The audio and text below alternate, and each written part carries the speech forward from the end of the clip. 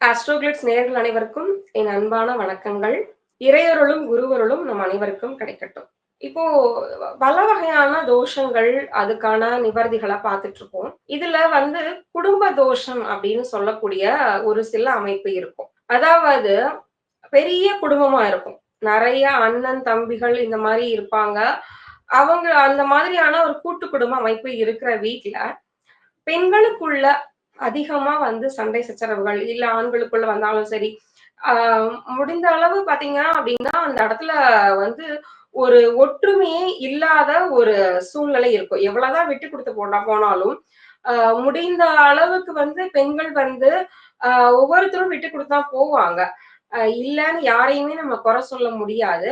பெரிய குடும்பமா இருக்கிற இடத்துல, எல்லாரும் ஒரே இடத்துல ஒரு பெரிய கூட்டு குடும்ப அமைப்புல இருக்கும்போது, நெறைய சண்டை சச்சரவுகள் வரும். அது காரணமே இருக்காது. சின்ன விஷயமா இருக்கும். அது பெரிய பிரச்சனைல போய் நிக்கும். கொஞ்ச நாள் ஒருத்தருக்கு ஒருத்தர் பேசாம இருப்பாங்க. மறுபடியும் அப்புறம் பேசுவாங்க. மறுபடியும் இந்த ஒரு சண்டை வரும்.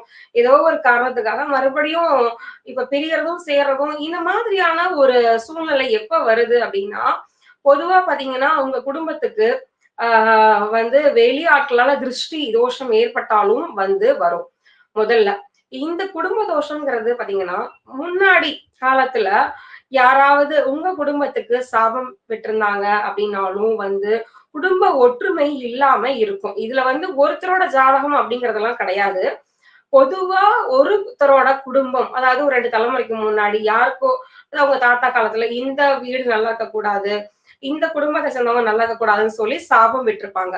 இந்த சாபமானது ஒரு 2 தலைமுறை, 3 தலைமுறையா தொடர்ந்து வரும்போது, குடும்பத்துக்குள்ள ஒற்றுமை இருக்காது. இந்த குடும்ப தோஷம் நிவர்த்தி ஆகறதுக்கு என்ன பண்ணலாம்? குடும்ப ஒற்றுமைக்கு என்ன பண்ணலாம் அப்படின்னு பார்க்கலாம். அதாவது ஒரு அம்மன் கோயில், அது உங்க குலதெய்வமா இருந்தா சிறப்பு.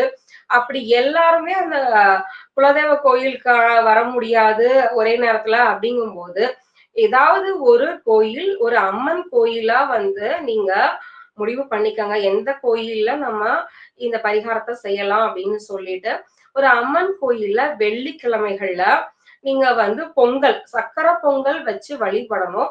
அது சாதாரணமா செய்யறத காட்டிலும், எப்படின்னா, இப்போ ஒரு குடும்பத்த சேர்ந்த ஒரு 7 பெண்கள், 8 பெண்கள் எத்தனையோ பேர் இருந்தாலும் சரி, எல்லாருமே நீங்க ஒண்ணா போறீங்க. ஒண்ணா போய் பொங்கல் வைக்கிறீங்க அப்படின்னா, அந்த பொங்கல் வைக்கிறதுக்கு அரிசி வச்சிருப்போம் இல்லையா? அந்த அரிசிய போடும்போது எல்லாரும் எல்லா வேலையும் செஞ்சாலும், அந்த சூட்சும அ தாந்திரிக பரிகாரம்ங்கிறது இதான். எல்லாரோட கையாலயும் அந்த அரிசிய அந்த பானைக்குள்ள எடுத்து போடணும். அப்படி எடுத்து போடும்போது, குடும்பம் அதாவது அன்னைய நீங்க வேண்டிக்கங்க. இனி எங்க குடும்பத்துல எந்த பிரச்சனையும், சண்டை சச்சரவும் வரக்கூடாது அப்படின்னு சொல்லி, எல்லாரும் சேர்ந்து அந்த அரிசி பானையில நீங்க அரிசிய போடுங்க. போட்டு அந்த பொங்கல அந்த பெண்கள் எல்லாரும் சேர்ந்து நீங்க அன்னைக்கு சமர்ப்பிச்சு, நெய்வேத்தியம் பண்ணுங்க.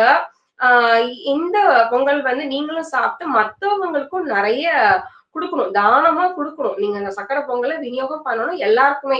ஆ முடிஞ்ச அளவுக்கு நீங்க நெறைய பேருக்கு குடுங்க. உங்களால முடிஞ்ச எத்தனை பேருக்கு குடுத்தாலும் சரி. ஆக மொத்தம் இந்த பொங்கல நீங்க உங்க வீட்ல ஒரு 7 பெண்கள் போறீங்கன்னா, 7 பேரும் சேர்ந்து அந்த பொங்கல நீங்க மத்தவங்களுக்கு குடுக்கணும். இப்படி செய்யும்போது, இத வருஷத்துக்கு ஒரு தடவ செஞ்சா ரொம்ப நல்லது. சந்தர்ப்பம் இருக்கவங்க செய்யுங்க.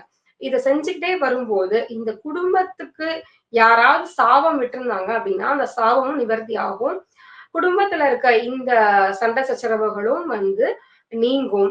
உங்களுக்கு ஏதாவது கண் திருஷ்டி தோஷம், இந்த குடும்பத்துக்கு மேல திருஷ்டி தோஷங்கள் யாராவது பட்டிருந்தாங்க அப்படின்னாலும், அதுவும் சரியா போகும். ஆ இத அ வருஷத்துக்கு ஒருக்க செய்யுறது அப்படிங்கிறது ரொம்பவுமே நல்ல விஷயமா இருக்கும். எல்லாருக்குமே தெய்வ கடாட்சமானது கிடைக்கும்.